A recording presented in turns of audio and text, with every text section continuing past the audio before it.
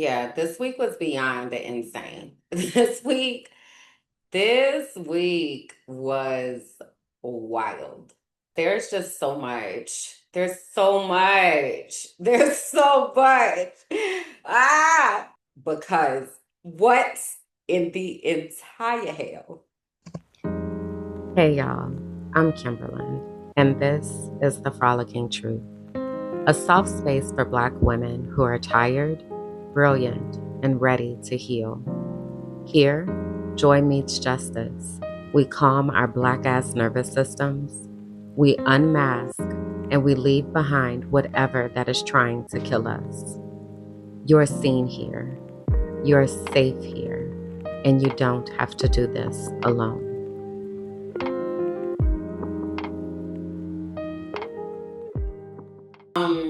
So quick show and tell.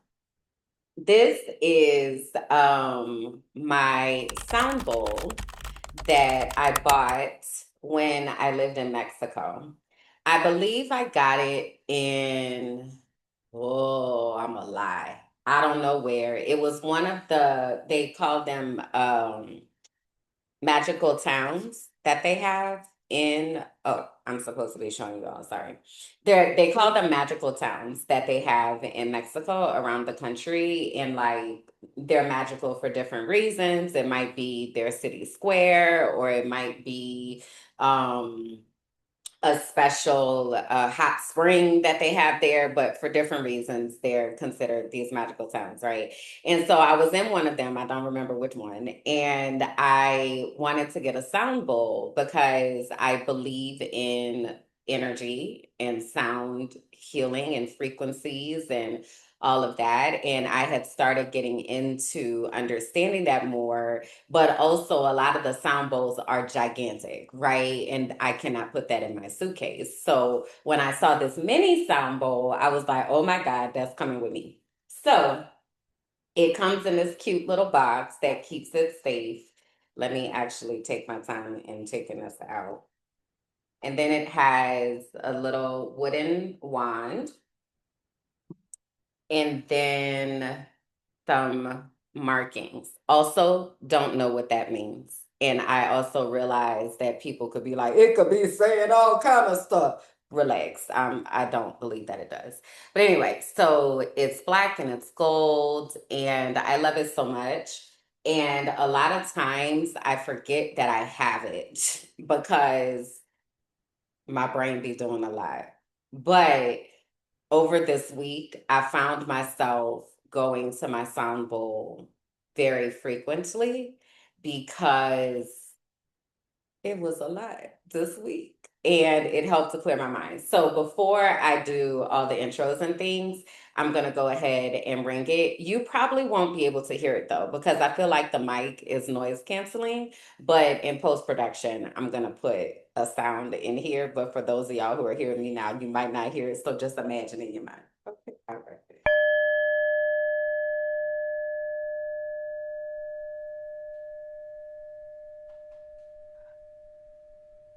One more time.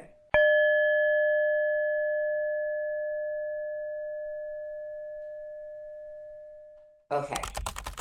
So I wanted to do that before we get started because I have to center myself in things. So anyway, hey, y'all. What's up?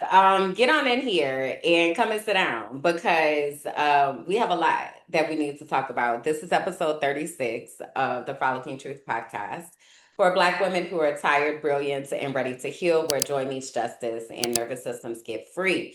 It is okay if you don't identify with any of those descriptors. It just means that when you come ready to listen, ready to learn, and ready to support. My name is Kimberland, and I am the host of this here podcast and also the founder of Minding My Black Ass Business, which is the network that this podcast sits on. And yeah, we got a lot to get into. If this is your first time here, I'm gonna go ahead and apologize. I'm gonna try to stick to the format, but also, child, it's been a week. Okay, so for history and documentation's sake, today is Wednesday, January 28th, 2026. I have really decided that I need to use this as my diary of Kimberland Jackson as opposed to the diary of Anne Frank.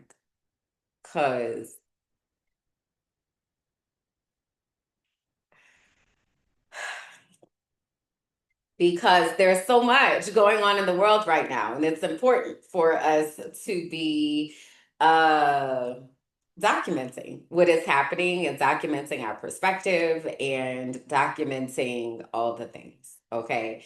So, having said that, I have probably said about 17 times already that this week was a lot, and I really want to kind of get more into that. This is the part of the podcast that is called the Auntie Check In. And this is where I talk about what is happening in my personal life and kind of give y'all some insight into how I am showing up in the world. And I'll start off with the Raina update with the high. So I wet Raina this morning because she was a little dry because it's been a rough week. And I like this bounce back game though because it was just a little water, literally, and she's back and popping. So I'm excited about that and appreciative that Raina was willing to cooperate today. I woke up on time this morning, but also still dragging at the same time. A couple episodes ago, I talked about feeling like I live in this real life severance. Still, very much still, and more so. Um, and this week, the switches wasn't operating so well. Like I wasn't really able to switch on the switch and be like, all right, let's go into the work container. Like it was a lot. So for context, I'm about to have a birthday and I don't necessarily get excited about birthdays per se. Like I appreciate that it's my birthday and I'd be like, yay, it's my birthday. But also, I'm not like a big party person or anything like that. And honestly, this is why. My birthday is on Valentine's Day. And while I have decided that God did that with intention because I am just bursting with love and I try to put as much love out here into the world as possible. Um, my birthday is also a very interesting time because I don't like have birthday celebration on my birthday because people are always busy. And so historically in my life, I just either have to be with somebody, so that's my birthday date, or I just don't do anything on my birthday and it just be me. So in processing what I want that to look like for this year, I came up empty. I don't really have anything at all. That it's weird. It's weird because I feel like 45 is a like milestone birthday or whatever, but I don't necessarily have milestone things in my brain that are going on. So it just feels weird. Like I know it's coming. It's like, yeah, it's my birthday, but then also at the same time, it very much is just like it's my birthday. um, so the comment here says, I want to highlight this with intention. It says, yay, presents, cake, and chocolate hearts score. I don't like chocolate like that.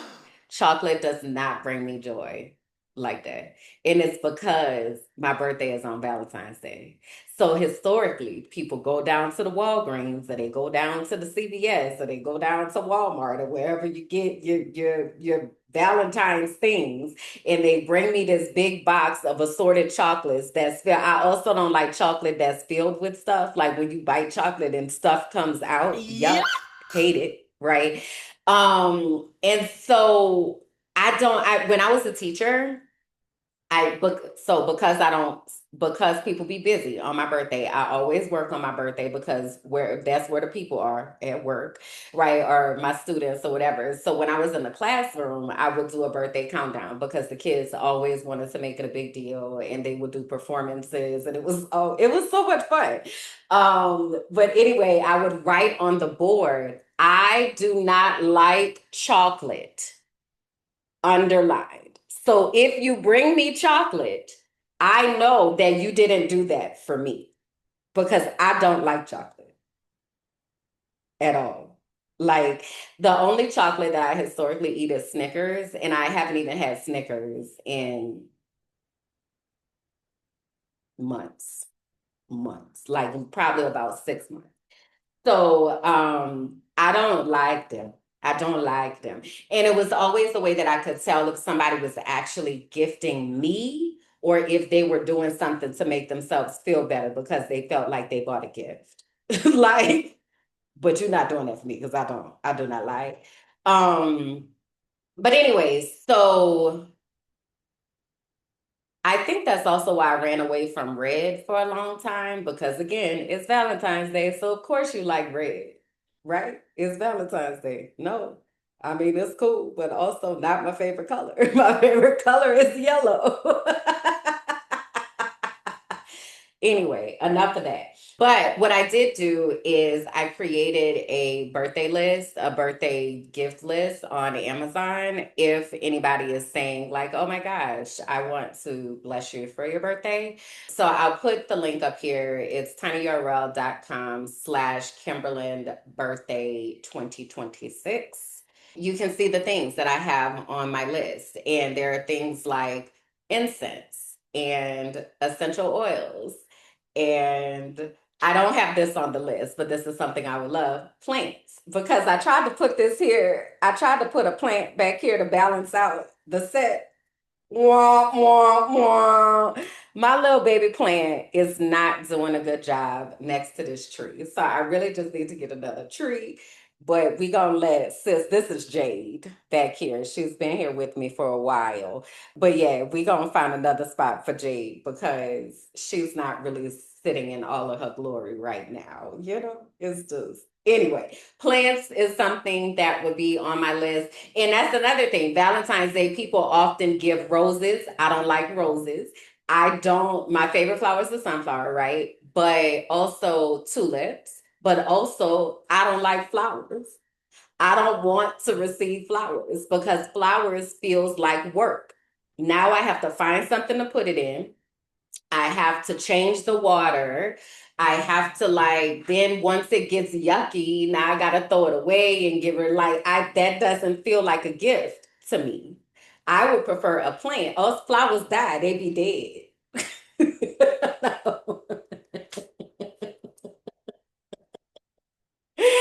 So I would prefer a plant that is living, that can continue to be here and thrive and oxygenate the earth, right? But anyway, so I said all that to say for anybody who is thinking about gifting somebody, because my birthday is on Valentine's Day and people be gifting they significant others on Valentine's Day. Give them people what they actually want. Give them what they actually want. And if you can't give them what they actually want, find a creative way to give somebody what they actually want. Right. It is so insulting for someone to give you something that you're not going to even do anything with, or you don't even like it, or like it's clear that they just did that for them because you didn't do that for me. It wasn't even personalized. Right. And this is why giving gifts and the love language of gifts is at the bottom of my list. It does not really do a lot for me unless it is something that thought has gone into. But just get, and I don't be having things like that. Like I'm not a collector of things. Make sure that when you are gifting somebody that you are actually doing it with the intention for them to enjoy the gift. And if you're not, don't. Just don't. Do something else. Do something else. Okay. So that was my public service announcement, all wrapped up in my birthday is coming up. And so in my week, I'm also knowing that my birthday is coming up, but then I'm also like, I want to care, but also there's so much that's going on. Like, do I even really, what the hell, right? So that was going on.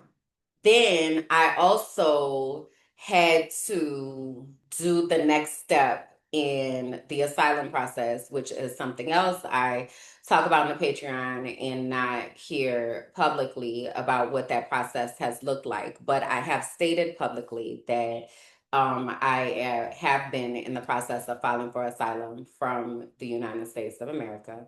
And I had to do another step in that this week, and that always comes with a lot of stress as well. And there was a lot that was surrounding that.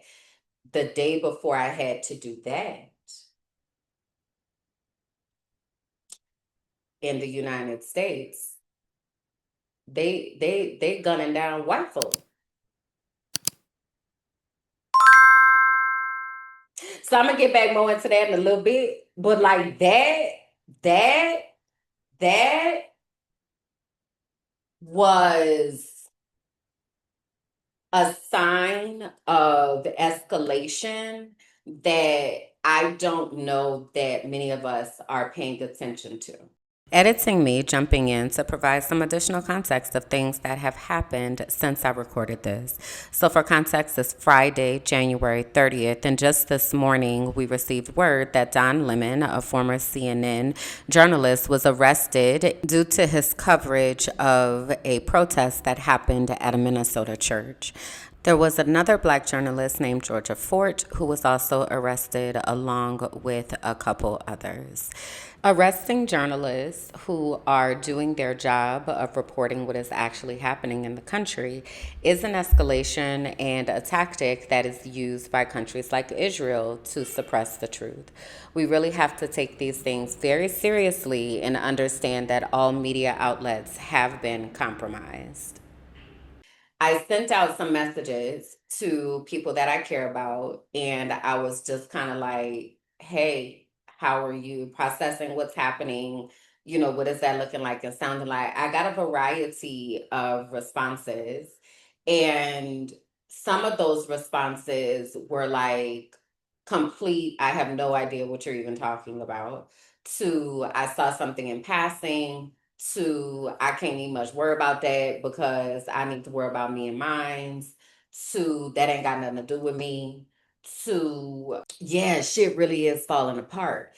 And what it did in my brain is cause this sense of like, so it was kind of like a pending crash out a little bit, because like, what do you mean you don't, what? You don't know, you don't understand, you don't, what do you mean, right? Then there was also um a grief, like a really, really, really, really, really, really heavy grief that sat on my heart in accepting that I have done what I'm supposed to do, and they just gonna have to live through it because I've been talking about this literally since 2020. There was a live that I did in 2020, and I was talking, it was during the height of the Black Lives Matter movement, the height of in Minnesota about George Floyd. Um, and I was talking to people about preparing, and I was like, we have to understand what our role is in this fight and in this revolution. And one, to realize people don't even know it's a revolution in real life civil war going on outside because it's not literally outside their door and people are like shutting that off. That's wild in itself, but I get it, but also wild. But then I've been asking us to get connected and understand what we're supposed to be doing when shit hits the fan, and now shit is hitting the fan and we still don't know what we're doing.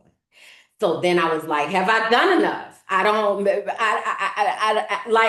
maybe I need to say something different. Maybe I need to put it a different way. Maybe I need to change my message. Like, have I done enough? And one of the people that I checked in with, I was sharing this with her, and she was like, because I told her, I said, it just never feels like enough. It never feels like I have done enough, said enough, documented enough, talked about enough, made it plain enough. Like, because this is existential crisis time. Like, there's shit is literally hitting the fan.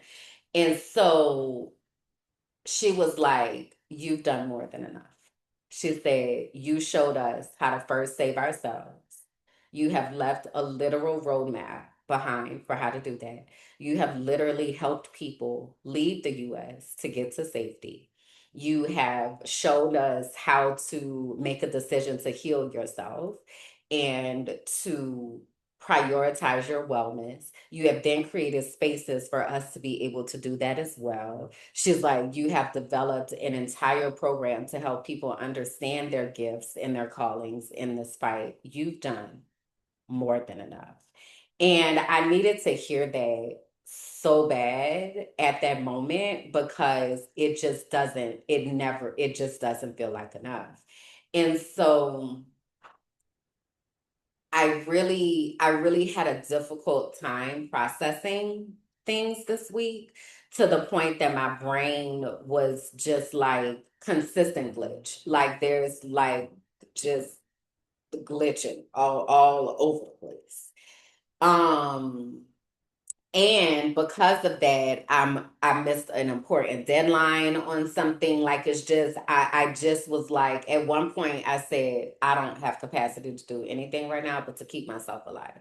Like, I don't have capacity to do anything. Like, this is really crazy. So that was a lie. That was a lie this week. And then to add to the further glitching is what is making other people feel outraged. Because again, I've been talking about, we need to get ready. We need to understand what our role is. Like, everybody's role is not to be on the front lines of a protest. That's not where everybody's supposed to be. And let me just pause here and also say, and I've said this before on one of these here episodes. If you are not properly trained to be at a protest, you are a liability, because you need to have certain equipment, especially the type of protests. And I don't even want to call them protests. I want to call them resistance. That's what I want to call them. The type of resistance movement that is happening in Minnesota, that is rising up against an active militarized force that is murdering people in the streets. You cannot just casually walk out there and think that you're about to be effective, because now people have to make sure that you're okay, that you know what to do in these situations. And so, having said that, everybody's role is not on the front lines of the protest. We need people like myself, who I live outside of the country. So I am able to speak differently about what is happening, in a way that does not encounter the same type of risk as someone who is in the US. So let me just pause here for a second, because I want to see if I can show you all this video that I made that I have not posted, because I just haven't. These were my thoughts as I have been trying to process what is going on. So let's watch this. I had to clear out a significant amount of storage on my phone, because I knew that I was going to need space to have to say something. I don't even really know where to start, and I'm having a really, really difficult time finding coherent words and thoughts and all of that. But I think the thing that's at the top of my brain is the level of detachment and lack of awareness and denial and inability to accept what is actually happening and then moving into action. It's a lot. It's a lot to watch. And I feel like I've been trying to guide us gently over the past, really since I left, but definitely vocally since 2022. That's a lie. I was talking about it before then. Time's irrelevant. I've been talking about this for a long time, and I feel like I've been trying to gently prepare us and like, hey, we're gonna need to get ready and like do things. And when I say things, I mean I'm gonna have to go repost it. There's a video, a live that I did back in 2020 in the height of Black Lives Matter. And I was talking to people about activism and advocacy, and I said, everybody has a role in this fight, and everybody's role in the fight is different. And our job is to figure out what our role is in this fight so that we can be prepared to hold the peace that we hold, right? Also, I live in the city again, so city noise. But during that live, I was talking about Discover Your Destiny, and I was talking about just the different ways that we need to show up, right? Everybody is not meant to be on the front lines of a protest. Everybody is not meant to be the ones who are armed with gas masks and kicking canisters and lighting dumpsters on fire. Shout out to Minneapolis, yo. They ain't going for that shit. And we need more of that. But instead, what's happening, I'm going to get back to Rose. What's happening is that people are saying, oh, that ain't got nothing to do with me. That's an immigrant issue. That's a Minneapolis issue. That ain't got shit to do with me. It's about me and mine. And I get that because there is an acute sense of protecting oneself. That's what we're supposed to do. We're supposed to protect ourselves and our family. What is missing from that, though, is the actual acceptance of what is happening. Okay? So I'm going to come back to that, back to the roles. Everybody's role is not to be on the front lines of the protest. Some people's role is to be on camera. So, for instance, the role that I have taken, because I live outside the country, I have more freedom to speak freely. I also have access to different information. I don't know if you all know or have recognized that TikTok has been purchased by a billionaire who owns a company named Oracle. They are purchasing all of the media outlets so they can control the type of information that people are able to get in the U.S. So it is now illegal on TikTok to talk about ICE, to talk about immigration, to talk about the regime that is currently occupying the White House. Because I sit in a place where I'm not inside the country, I am using my platform to vocally record and talk about these things and also to build awareness, right? That is needed within the resistance. There are people who are going to need to open home daycares for children. Our kids are not safe in these schools. I don't know how long I've been saying this for a long time. We're going to have to take our children out of these people's schools. It's not safe. And because of that, that means that we're going to need to have homeschool cells or places where the children are able to go so they can receive education. If you think about what the Black Panther Party did, that's exactly how they were organizing. They had a free breakfast program. They had a place for the kids to go so the kids were able to receive instruction in a safe environment. It's all a part of the movement. And so what's happening is in our wanting to protect ourselves and wanting to insulate, we are also neglecting the fact that shit is actually happening right now. So let me contextualize that. Right before I came on here, I just saw a post that said they've approved for ICE to be at the Super Bowl. Now, this is the thing. We know that Super Bowl tickets cost $1 bajillion, literally. I want to say Kev on Stage posted a picture the other day, and it was like the cheapest might have been 15,000, and the most expensive was like 200,000 for tickets to the Super Bowl. Can't nobody afford that shit besides companies and people that have access, right? So what happens is a lot of times people are gifted tickets to go to the Super Bowl because of XYZ, whatever situation.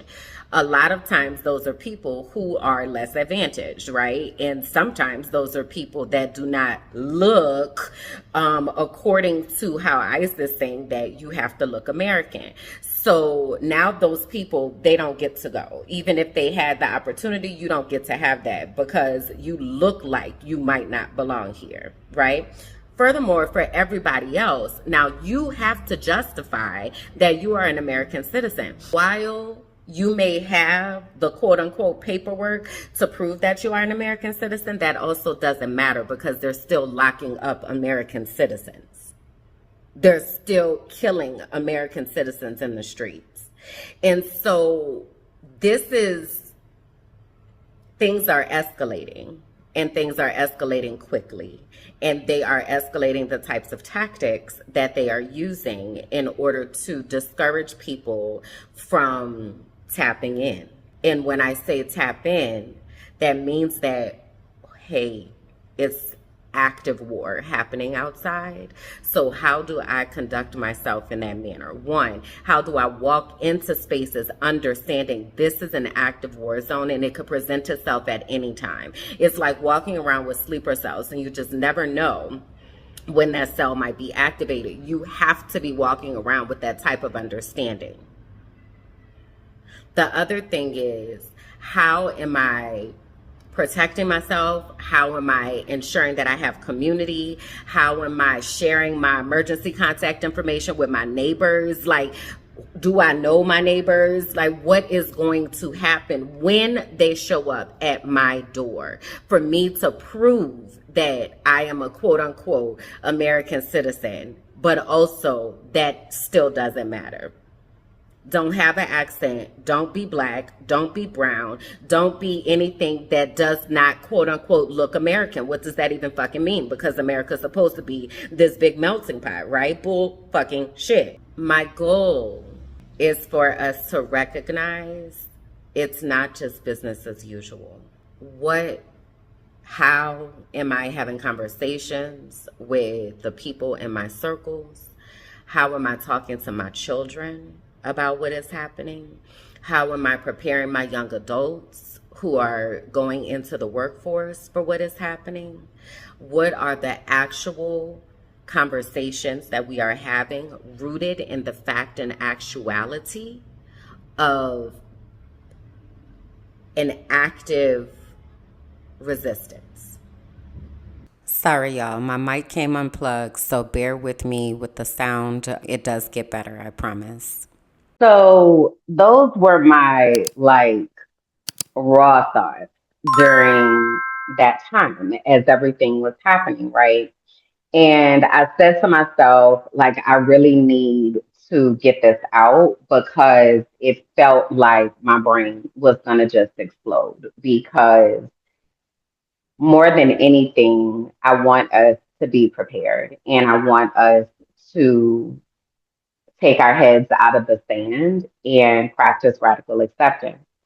Having said that, I also have a deep understanding for the infrastructure, if you will, that we need to put in place to be able to accept the reality of what is happening.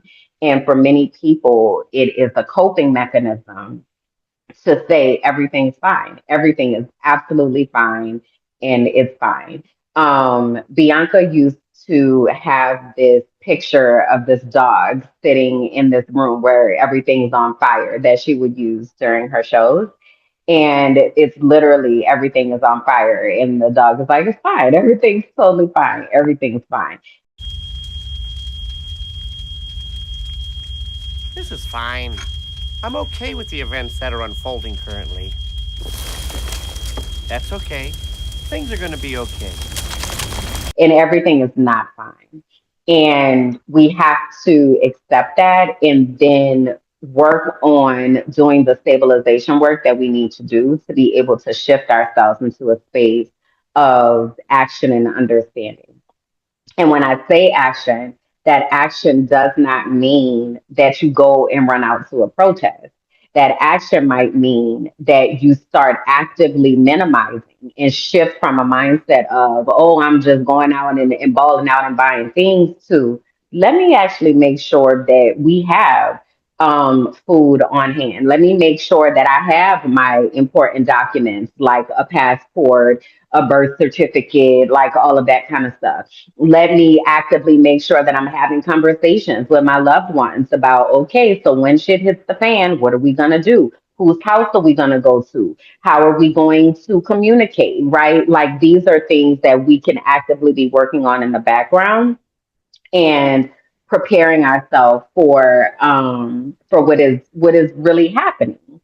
And simultaneously be making sure that we have routines in place that help us to stabilize ourselves. So as I'm having this like these mini crash out moments when all of this stuff is happening, I'm also like saying to myself, like, Kim, you have to stabilize yourself. Like you have to stabilize yourself. And one of the ways that I do that is just shutting everything out because it felt like shit was coming from every direction all at the same time. It was just like and nervous system, no, we can't do any of this, right?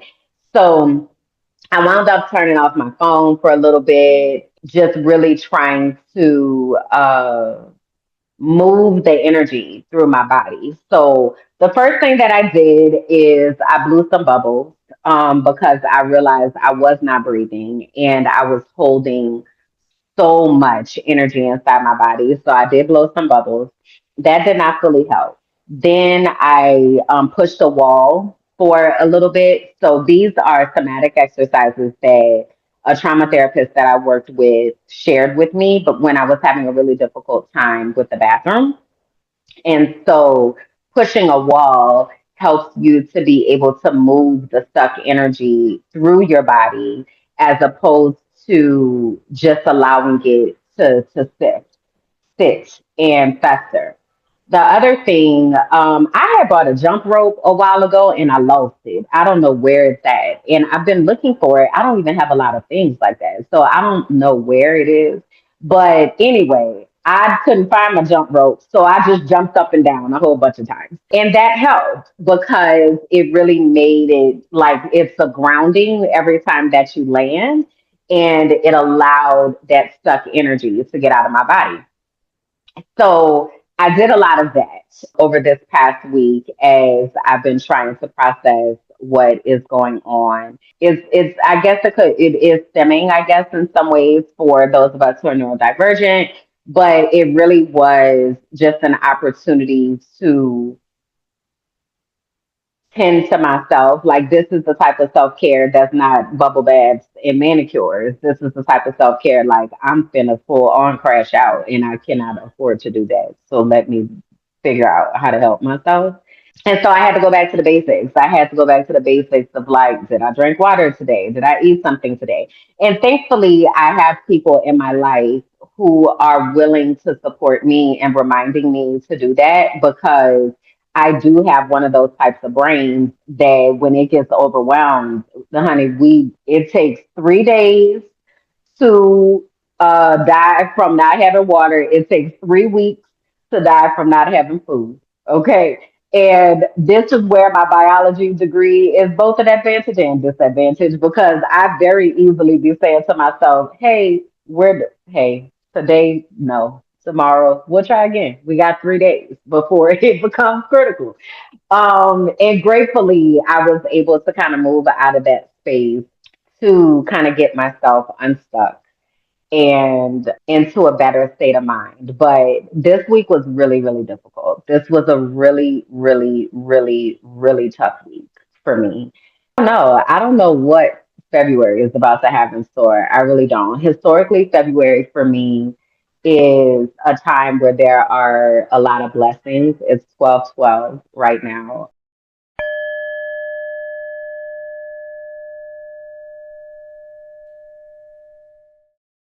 February, I don't know. I don't know what it holds. And I am literally just trying to remind myself that I made the decision to tap God in.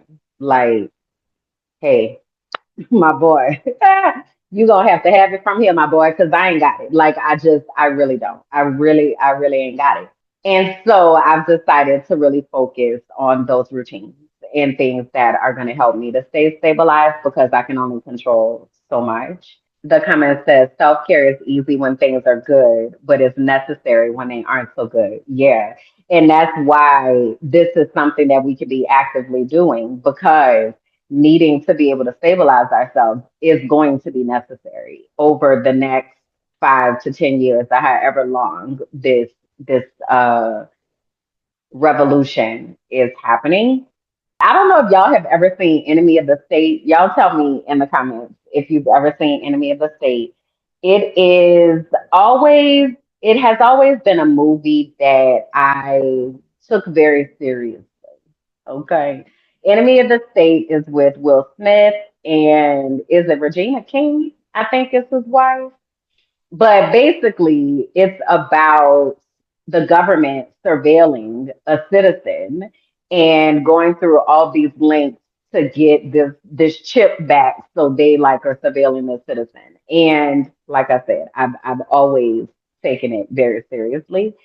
And in Enemy of the State, there is a character named Brill and Brill lives underground, right? So Brill has carved out this world of like the only way that you could get to Brill is like marking on a mailbox.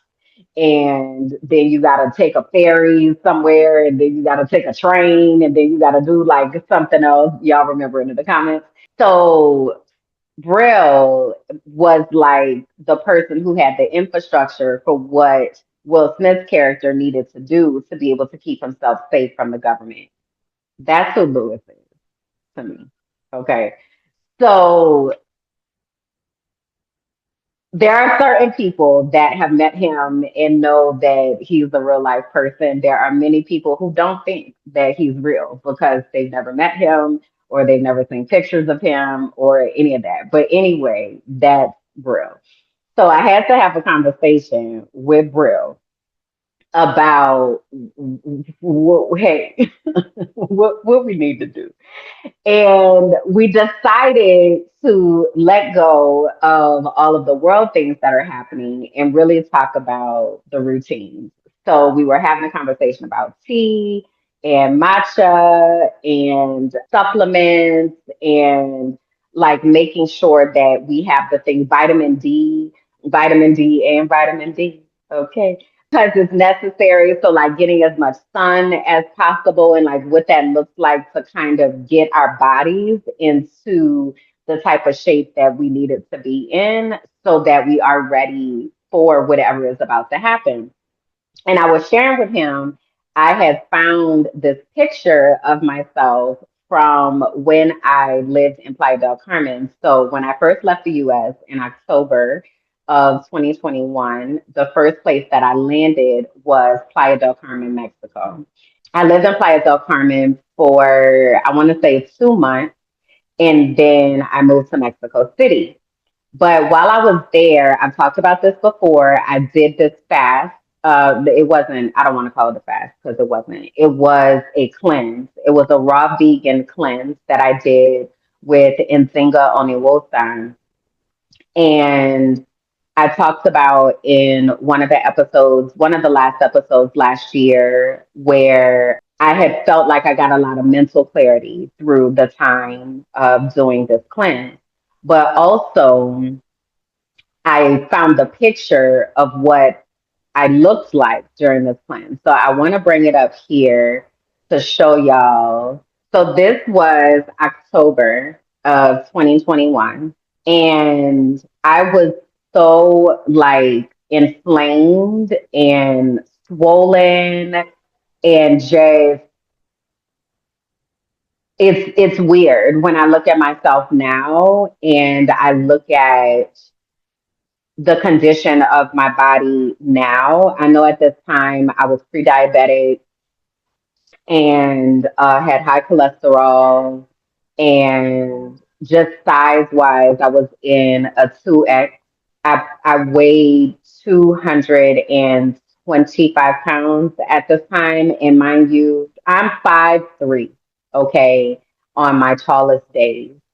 And so it was a lot. Like it was just a lot on my body. And I didn't realize at the time how bad it was. Yeah, the chat said, "What? That's you? No way." Yeah. But what I realized is that a lot of that weight retention really had to do with stress and not having food that had not been tampered with, honestly. So leaving the US allowed me to kind of deal with the stress part of it as far as like the acute everyday stress, but the other part was really changing my eating habits. So anyway, so Lewis and I were talking about that, and I was telling him I had just come across that picture, and he was pivotal in helping me to think about like what some of these practices look like, because there was a time when I had first left Florida that I lived with him in Boston, and he was like, every morning we're waking up and we're doing Master Tonic and we're taking our supplements and we're like doing the things, oregano oil and like all of this stuff. And so we had a really long conversation about that, and it helped me to feel more grounded because these are things that are within my control, that I am able to put systems in place to be able to help myself to feel better, so that I am able to show up in the ways that people need me to show up in order to be present for this revolution.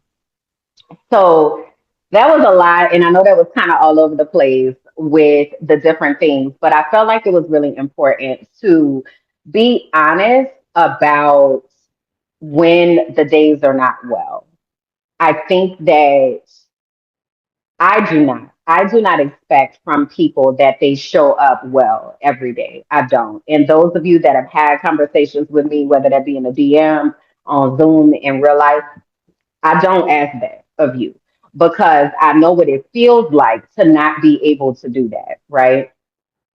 So I'm grateful that I'm able to say, hey, I'm not well and I need this. And I'm grateful that I'm brave enough to be transparent enough to be able to say publicly that everything is not okay. And just because you are an activist or you're a revolutionary or you're somebody who has empathy, and especially because you're somebody who has empathy, there are going to be days where you're like, crashing out, not able to do this. Don't, hey, no, I ain't got it today. And I think it's really, really important for us to be transparent about that, one, and honest with ourselves about that, because the world requires us to mask and to pretend like everything is fine. That's what masking means. Masking means that you are holding everything inside so that your outward presentation is like everything's fine, even though it's not.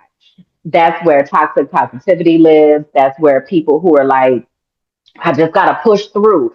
All of that is counterintuitive to what our body actually wants to do and needs to do in order to process the types of traumas that we are experiencing every single day as we live on this planet right now.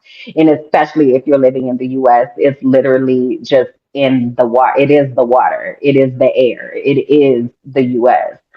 So, I try to be, transparent as I can so that you all are able to also feel brave enough to be able to be as transparent as you can about what you are experiencing in your life. So, having said that, please do share what your experiences are in the comments, and please do honor what you are feeling, because you don't have to pretend that everything is okay. All right. I do want to do a few quick announcements before I move into frolicking in the feed. So the first thing is to quickly do our subscriber update. And so we are currently at 1,581 subscribers. So shout out.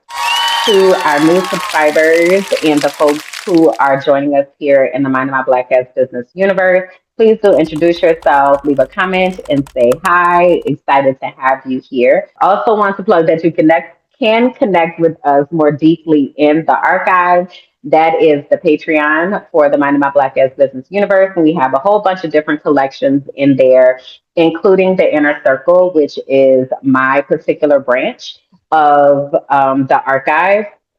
But I also want to highlight the change corridor because it's a lot of stuff that I'm about to have to be putting in there to make sure that we are in the know about what we need to do and how we need to present ourselves. I'm not going to be sharing that stuff publicly. Okay. So it's $5 a month for you to be a part of the archive and to get that type of information and to also get the community. If you can't afford the $5 a month, that's okay. You can still be a part of the free archive. And that way, you'll still get the free information that is put out. You'll still get notifications, even if they're locked. All right. So I just want you to get connected. So, should the time arise where you like, I got $5 this month, you can get on in here and get this information so that you're able to stay safe with you and your peoples. All right. So please do honor that. The next session of the Healing Circle. So, again, the Healing Circle is one of the spaces that I have carved out to help us to be able to connect back to our breath, connect back to our bodies, because we do have to be able to do that in order to be successful in this next season that we have coming up. So, the next Healing Circle is taking place on Saturday, February 14th. That is my birthday. It is going to be at 10:30 Eastern. And so, if you are a Black woman who wants to connect back to your body and breath, I would like for you to join me because that is my birthday, and I would like for you to give that present to yourself as well as to me by sharing with me in the Healing Circle. Immediately after the Healing Circle on Saturday, February 14th, the Frolicking Truth will air. So the Frolicking Truth birthday episode will air at noon on Saturday, February 14th. Okay. So you can register for that at tinyurl.com/Black Women Healing Circle, tinyurl.com/Black Women Healing Circle. The last thing I want to highlight is the Sisterhood Heals book study, which is a place where us as Black women, as sisters, where we can really heal our relationship with sisterhood and really explore what that looks like and sounds like. So that is going to be happening later on this year, probably March or April. So if you're interested, please go to tinyurl.com/sisterhood heals. Remembering that Sisterhood Heals is the book that was written by Dr. Joy Harden Bradford, who is the founder of Therapy for Black Girls. So we will be getting into that. All right. Okay. So I want to get into frolicking in the feed, and frolicking in the feed is the part of this podcast. So we talk about things that are happening out here in this world that we may have come across as we out here scrolling. Right now, I already told you it was a lot. It was a lot out here with the scrolls and all the things that's happening. But I was watching one of my favorite podcasts, which is something else that I do for self care. It is Kevin on Stage and That Chick Angels podcast called Here's the Thing. And I really appreciate Kevin on Stage, Kevin Fredericks. I talk about him often. Like, I really just appreciate the way that he moves about the world and the way that he carves out space for other creators. It is something I, strive to do here at Mind of My Black Ass Business, is to amplify creators and introduce them to the community, and then y'all go follow them, and then y'all be connected to them. And like, I just love it. That is one of the dreams that I have. So anyway, this week on Here's the Thing, they shared a story that I had not heard about because I really don't be deep on the internet like that, right? And then I was like, this is really wild. So they shared this story. So I'm going to share the article first, and then I'm going to show you the picture of the things that are happening. All right. So this article was written on January 20th, 2026. And the headline states LeBron James flamed for having a $200 Nike MLK shoe. The shoe was released on the Martin Luther King holiday. So I'm going to read through some of this. In the days following Martin Luther King Jr. Day, Nike and LeBron James found themselves in the uncomfortable glare of public scrutiny. What was intended as a tribute instead ignited a fierce backlash, with critics across social media calling the release tone deaf and tasteless. At the center of the controversy is the LeBron 23 Honor the King, a sneaker whose teal color draws inspiration from the iconic signage of the Lorraine Motel in Memphis, the site where Dr. King was assassinated on April 4th, 1968. The shoe features the word equality stitched into the heel and is one of 23 colorways Nike plans to release to commemorate moments throughout James's 23-year NBA career. According to Nike, this particular edition was meant to honor LeBron's 51-point performance against the Memphis Grizzlies on MLK Day in 2008. But for many, the historical symbolism overshadowed the athletic achievement. As New York Times writer Sandra E. Garcia noted, the assassination represents a painful chapter in the history of the city, one long darkened by a shadow of shame over its role in a national tragedy. The Lorraine Motel itself reopened in 1991 as the National Civil Rights Museum. And according to Garcia's reporting, museum officials were unaware of the sneaker until just days before the controversy erupted. I'm curious about what y'all think about this. So you will have to, of course, tell me in the comments what you think it feels. So the question here from Let's Talk Sis says, wait, it was made to honor his assassination? That's what they're saying. To honor Dr. King's assassination that happened at the Lorraine Motel in Memphis, Tennessee, okay, and to commemorate in 2008 when LeBron James had a really good game against the Memphis Grizzlies basketball team. That's why they're saying that they had did it. So when they talked about this on the episode, oh, let me show y'all a picture of the shoes. Hold on. Let me show y'all the picture of the shoes and let me show y'all a picture of the inspiration, which is the Lorraine Motel. Hold on. So this is the picture of the Lorraine Motel. Okay. And as you can see, there is a teal that is present. The doors on the Lorraine Motel are teal. So teal is one of the main colors that is present at the Lorraine Motel. So again, I reiterate, the Lorraine Motel is in Memphis, Tennessee. I actually visited the Lorraine Motel my junior year in high school for the 30th commemoration of the assassination of Dr. Martin Luther King. So we went to the hotel, we went around Memphis, we went to the church that he gave his last speech at. It was very impactful. And we also participated in a march for the 30th anniversary. Let me show y'all the shoe. So the shoe is pearlized. And if you're just listening to this, you got to come over to YouTube so you can see or look it up. So the shoe is pearlized at the bottom. It's very much giving me. Now, I'm not a sneakerhead, so I don't really know shoes like that for real. But it's very much giving me like the way that Jordans, when they had the patent leather situation at the bottom, is very much giving that patent leather situation with a pearlized teal type thing. And then it has a lace overlay, okay, a teal lace overlay that is at the top of the shoe, okay, with some gold accents. Okay, tomatoes, tomatoes, says the chat. So that is the shoe. Okay, now in the comments while this was happening, so I'm watching Kevin Stage's, I'm in the Patreon, so I'm during the live recording, right? Just like the folks here with me today. So we're in the comments like, you couldn't find nothing else to do. Like, this is silly.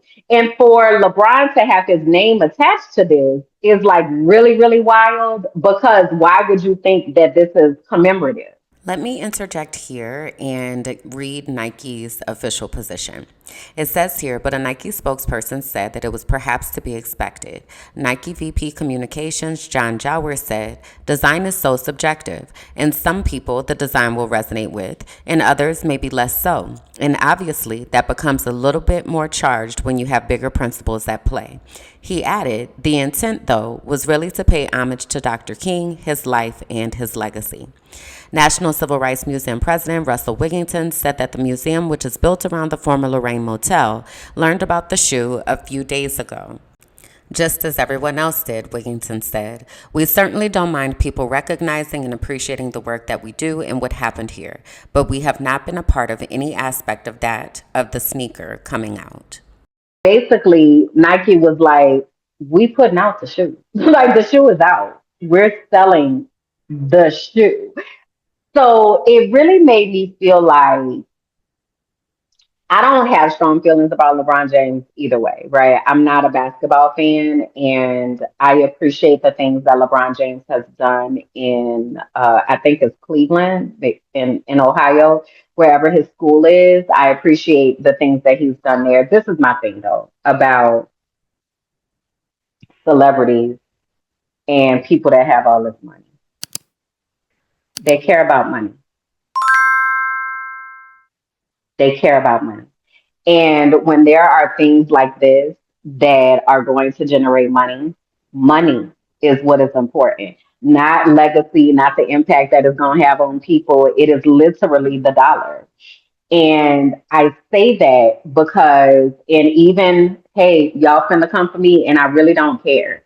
Because even when I look at people like Beyonce, there is no reason for anybody to need to be a billionaire, not a person at all. So if you have accumulated that amount of money, why and what are you doing with it? It's not necessary. It's not necessary for you to be able to live. It's not. Like the way that we can't even conceptualize how much $1 billion is crazy. There are many of us who won't even touch $1 million over our lifetime.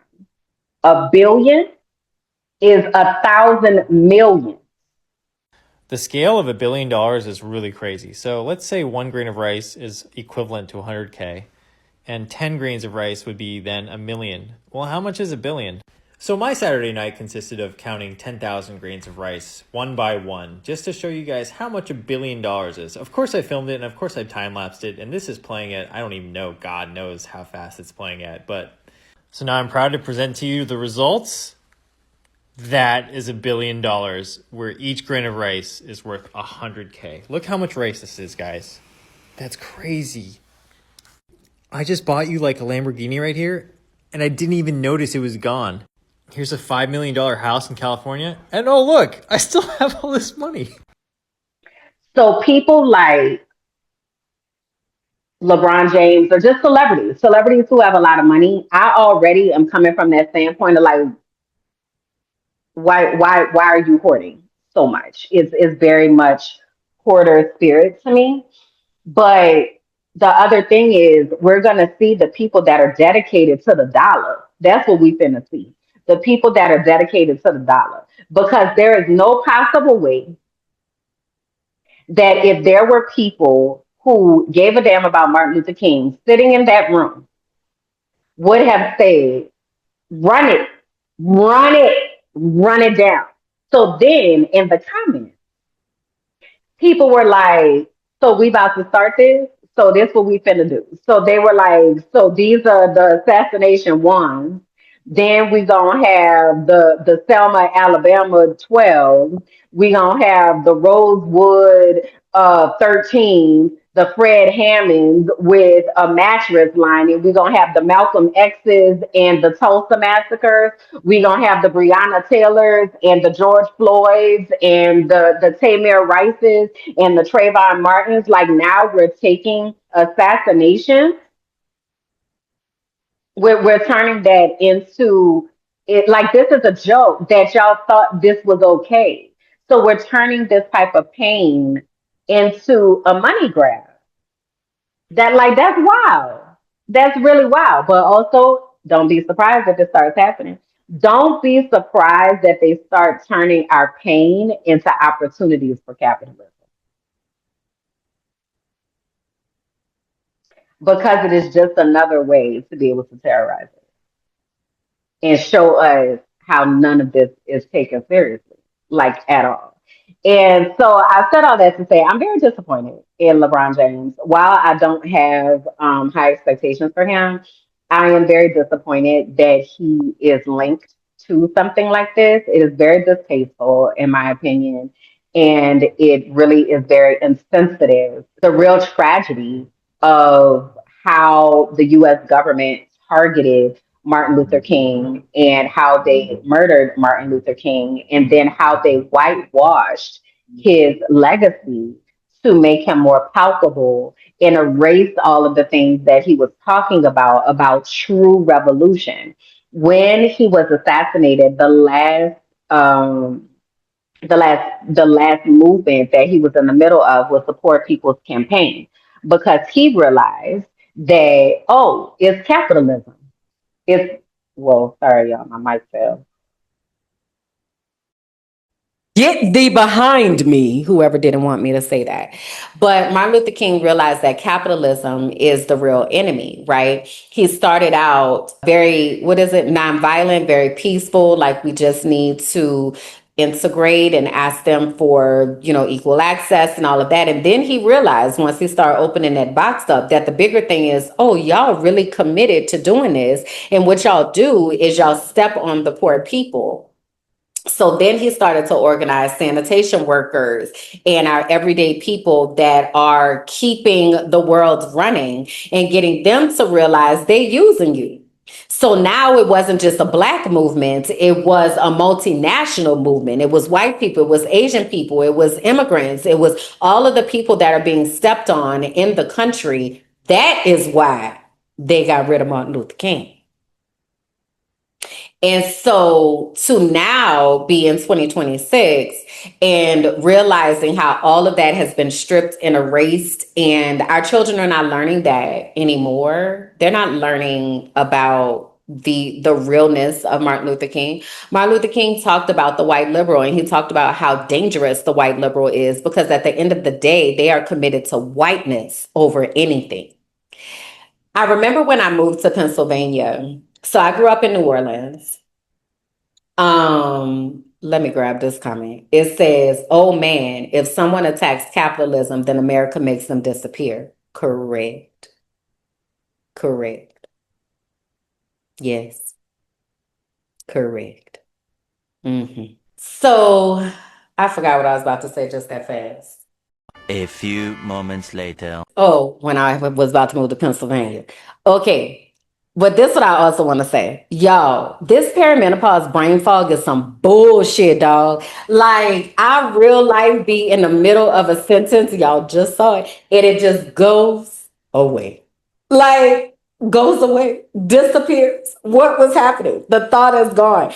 That is the other thing that I've been trying to like manage, because you think that, like, it feels like you're crazy. Like, it really feels like you're crazy. And so processing that and keeping in mind, like, girl, you also fighting against perimenopause, it's been a lot. But anyway, this is what I was gonna say. When I moved to Pennsylvania, so I'm from New Orleans.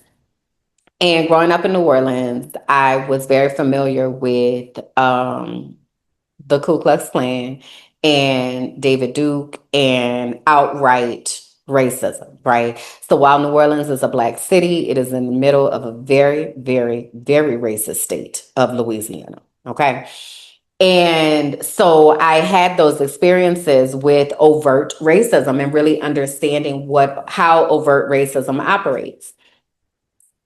I always learned in school that the reason why so many Black people left the South and moved up North is because it was so much more progressive in the North, that they didn't have slavery in the North, that abolitionists lived in the North, right? So when I moved to Pennsylvania, I'm moving there thinking to myself, like, it's going to be so much better. And it's not. It's just the difference between overt racism versus covert racism. So overt is out loud in your face. They got the Trump flag. They got they burning crosses on the yard. They got the Confederate flag. Like, you know very clearly that's not a safe person.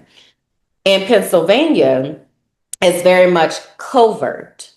So in Pennsylvania, it's very hidden and it's sneaky and it's wrapped in niceties, right? So everything is about being nice as opposed to being honest, right? So people being nice in your face and then they go behind your back and do the real damage while they've been nice in your face. In my opinion, is so much more dangerous because if you're not aware of what's happening, then you're believing that these people actually care, which is what happened to me when I was in Pennsylvania. So right now, with everything that has been happening in Minneapolis, so I do want to intentionally share some names. So Keith Porter Jr. was killed by ICE in California on New Year's Eve. Renee Good killed by ICE in Minneapolis just a couple weeks ago. And Alex Preddy was killed by ICE. Now, Renee Good and Alex Preddy are white people. Okay, so a white woman, LGBTQ, though, because that matters clearly. Preddy was a white man, a nurse, a VA nurse who took care of veterans and soldiers, and very much seemingly nothing but good things have come out about Alex Preddy. And so what happens after these murders is that the US government then goes to the platform pulpit that they have and try to demonize the person. So that's what they did with Renee Good. They said that she tried to run over ICE agents. That's not what happened. And then with Alex Preddy, they said, oh, he ran at us with a gun. He did not. He had a phone, and he also had a concealed weapon that he was licensed to carry. The ICE agents removed that, and then they murdered him in the streets. So after that, there was a letter that was signed, an open letter that was signed by businesses, including Target, that were saying, we need to find a different way. We need to find a way to coexist and, and not be so outright dangerous. So the guy that was over ICE, his name is Bovino. So he lost his job the other day, right? So because all of this outrage has been happening, right? So there's like, well, let me rephrase. He didn't lose his job. He got reassigned because he's retiring soon. And we got to make sure the man keep his retirement, even though he's actively terrorizing people and murdering people in the streets. We got to make sure he keep his retirement, right? So anyway, he was reassigned and now they're putting somebody else in that position. Okay. All right. So they're talking to Governor Tim Walz about all of that. So you met with Tom Homan today. Did Tom Homan acknowledge the ways in which there had been overreach, the ways in which their tactics and their tenor has been counterproductive? Said it's not the way to do it. He I did. think that was his words. He said, this is not the way to do this.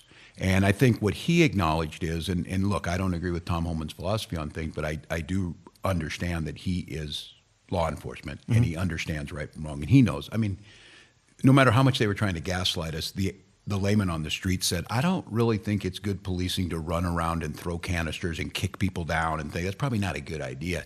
He acknowledged that and said something has to change. And then I think what he acknowledged, what we've been saying all along, is they're spreading lies about this. I said, Tom, you got the president believing that you have 14,000 people you had here. And he goes, what? I said, yeah, you didn't arrest 14,000 people. His people are kind of like stammering along and stuff. And he at least acknowledged, look, we got to deal with real numbers. And I said, you said we have 1,400 people in our prisons that are here undocumented. We have 8,000 total people in our prisons. 207 are serving sentences, and they should serve their Minnesota sentences. And what we do is we give them over to you. So talking to him, at least he was grounded in the reality of what the numbers look like. And I just asked him, I said, what's your mission here, Tom? What are you trying to do? We're trying to get folks who shouldn't be in this country and who are dangerous to us out. And, my response would be well, you could probably give me the names of the people who shot my two constituents because those are two people that are dead. So it was a little more grounded in reality. It was an acknowledgement that the situation is not what they want. I have to say it was somewhat of a glimmer of hope that at least it felt like we were dealing on the same reality. The other side of that, and I hear that, and of course, you don't want to be dealing with federal leadership that is calling people domestic terrorists and assassins and slamming local calling me someone who wants this to happen. Yeah. But at the same time, it wouldn't be a success to have a more professional version of execution of this current policy. It would not. And Tom Homan may be on the scale of reasonable, slightly more reasonable than a Bovino, but you still have undertrained, poorly prepared. Yeah, that overton window shifted a lot to what we consider to be okay. Exactly. And so in some ways, Noam being such a buffoon and Miller being out there saying these things only heightened the importance of this issue for people. The policy of mass deportations remains. Yes. So if he's saying he wants to get the worst of the worst out, but the White House is setting a goal of 1 million deportations, that's right. The math doesn't work. So basically what he called for them to do was to end the occupation, right? But then he said we need to find a way to be able to work together is the messaging that has been coming out. And they've been pushing this messaging about training. And like they need to be better trained. And, you know, that's the issue is that they're not trained. And what I want y'all to know is that they are trained. They're trained to do exactly what the hell they're doing, right? They're trained by Israel is where they actually got trained from.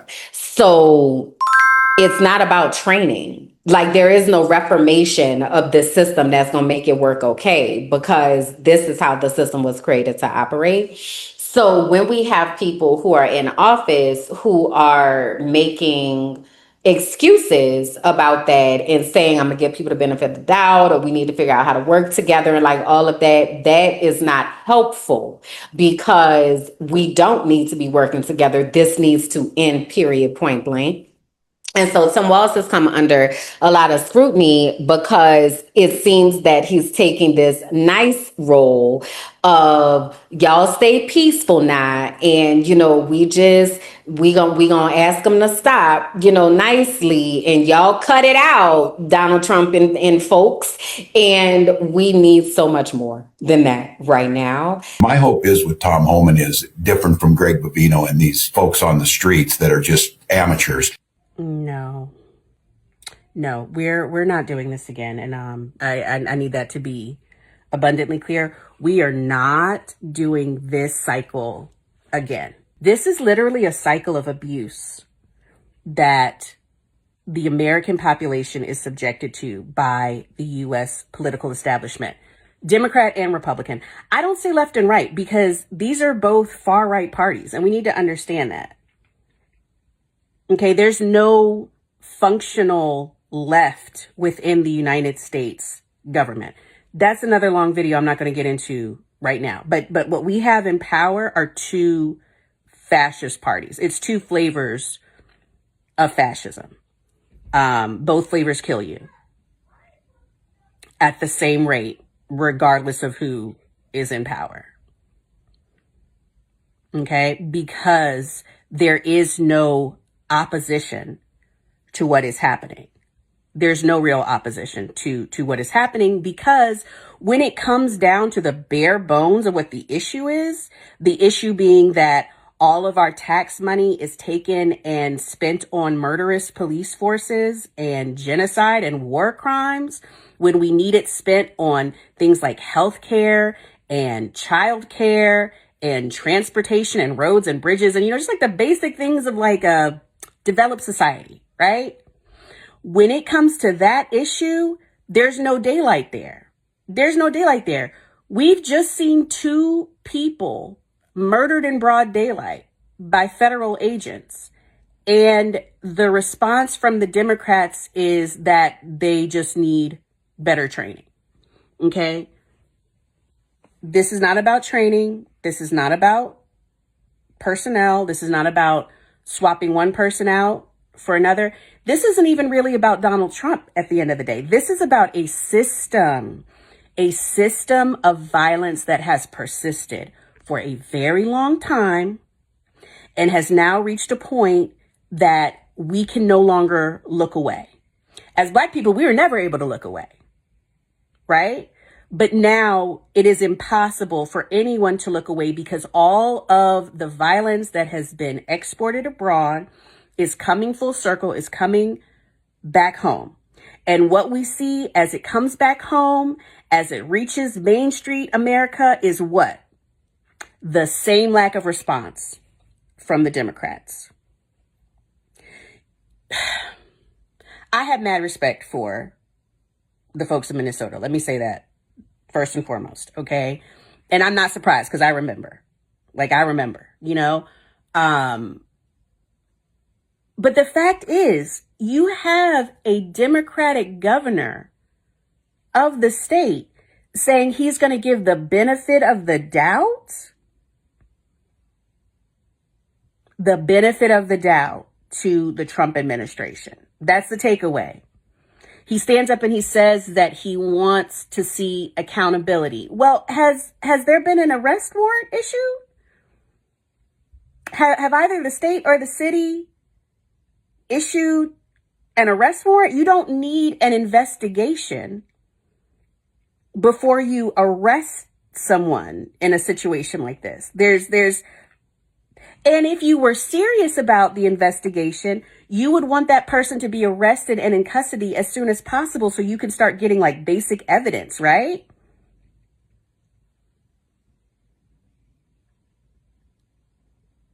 Okay, like I'm going to go back to the abusive family dynamic analogy, right? We are the scapegoats. We're the scapegoats because we are the ones who say what the reality is, right? You've got, again, the Republicans are the drunken father who like stumbles in the house and beats on the kids. And the Democrats act like the mom who kind of looks the other way because what's most important is upholding the image, right? We have to uphold this image that we are a functioning constitutional republic, that we are the beacon of democracy, that we have all of these things, that we're not the savage murderers that we are, right? We have to hold up that image. And so we end up being the scapegoats. The leftists, the activists, the people who say what it is are the scapegoats. We're the problem. Because we're saying the reality. We are naming the abuse. We're naming the abusive dynamic. And we're saying that something has to change. And then the response is, oh, well, you just hate everybody. You're angry. You're just, all you do is you complain about the Democrats. Well, you just try to beat them. Well, the Democrats do something for us. Okay. Can we we gotta be real now. We gotta be real. The question of well then, okay, so then what do we do? Baby, not the same thing. Not the same thing. You don't keep doing the same thing over and over and over. So find the new thing, but we're not doing the same thing. It's really interesting to watch what is unfolding, and it is interesting to watch it from a place of realizing that both sides of government right now are operating towards the same purpose, which is silencing the everyday person. And if there's any type of takeaway that I want us to take away from that, it is that we have to understand that there are people who are sitting at the top in places of privilege that have access to money and power that are making decisions about our everyday lives that are impacting us. And that is not what that's supposed to look like. We are paying 30+% in taxes. Meanwhile, billionaires are paying 1%. That doesn't even make sense. Right? But our taxes are going to fund wars. Our taxes are going to fund genocides. Our taxes are not doing what they're supposed to do for us, which is make sure that we have a way to be able to live. So there's a lot, y'all, and I would be going down this pathway for a long, long time if I just continue. So I'm gonna just cut it off here to say I need us to tap in. I need us to tap in into what is going on, practicing that radical acceptance, and then I also need us to tap into what is it that I need to be doing within my own body, in my own spaces, in my own networks to make sure that I am preparing myself for the very rough times that we have ahead. I need you to get connected. whether that is getting connected to the archive, whether that is getting connected to your family and neighbors, whether that is getting plugged into a podcast source that allows you to be able to understand things. I need us to get connected so that we're not living on islands trying to figure out how to support ourselves and how to save ourselves when shit hits the fan even more than it does. Okay. I know this was all over the place, and I appreciate y'all going with me on all the different places because there's just a lot to process. It's just a lot to process right now. And I want to hold our hand while I say this. We got to do it. We got to do it. So if you're a part of the quote unquote 92% who has said to yourself, I'm tapping out, this ain't got nothing to do with me, you still have work to do. No, you're not out there at the protest on the front line. That's fine. You still got work to do because you're still going to have to live during this time. So that means we have to have community and we have to have connection. So what is the role that you are going to play in all of this? What skills do you have that you're able to contribute to the whole and to the community? What does that look like for you to start bartering with those who are nearby so that you don't have to rely solely on money? What are you doing to make sure that your nervous system is calm and supportive and that you have an infrastructure of care that is allowing you to be able to land softly? What are you doing to have conversations with your children, with your loved ones, with your spouses, with your parents? What does that look like? And then how are you processing the grief that comes along with the realizations that everybody's not going to get it? Everybody's not going to get it. And your primary thing is to make sure that you are safe and that the people who understand are safe as well. So I know that's a lot. I know that's a lot. I don't say it like it's easy. And I'm sorry I didn't have a whole lot of sunshine and rainbows and things to give us today. But that's where we are right now. And, if I'm not going to do nothing, I'm going to keep it real. Okay. So today's final and closing thought is inspired by Asada Shakur. Not everyone fights the same way, but everyone has a responsibility to the struggle. I need you to find what your responsibility is in this fight. What does that look like for you? How are you showing up in this space? If that means that you need some support, I need you to come on and holler at me and discover your destiny. If that means that you are trying to build connections with people, I need you to tap into community. Come on down to the archive and start having these conversations, right? But what are you doing to make sure that you are holding your responsibility that you have within this collective fight that we are in, right? I do believe that we are going to be able to make it out of this as long as we do that together. What I don't want is for it to be too late and now you're scrambling trying to figure things out. So as you have time and capacity right now, I need you to be thinking about what that looks like, what that sounds like. Who are the people that are in your innermost circles? Make sure that you've exchanged information with them. Make sure that you have emergency contact information. Make sure that you're having intentional conversations about what you all are going to do when and if somebody shows up at your door, or when and if somebody shows up at your neighbor's door. What are you going to do? What is your role in all of this? I urge us to stay connected to our humanity and our empathy. One of the things they want us to do is to be willing to sacrifice others and to turn a blind eye to atrocities that are happening, because that makes it so much easier for their system to operate. So I want to urge you to stay connected to your humanity and to the humanity of other people so that we don't become like them. All right. Y'all, that's it. I got it all out. I don't know that it was in order, but those are the things that have been on my heart to share. We will be back next week with another episode of the Frolicking Truth. So you don't put syrup on your grilled cheese. Also is going to air tomorrow. So please tune in. I'm sure that Kalanda and I will have a lot to talk about with everything that has been happening. So that airs on Sunday at 11 a.m. Eastern Standard Time. Okay, and we do that show live, so you have the ability to contribute to the show and be there with us as we are processing all of the things. All right, so I love y'all so much. I appreciate y'all. See y'all next time. Bye. Thank you for listening to the Frolicking Truth, where joy meets justice and our nervous systems get free. Please be sure to like, rate, and comment. Subscribe to the YouTube page, Minding My Black Ass Business, and follow me on all social platforms. Until next time.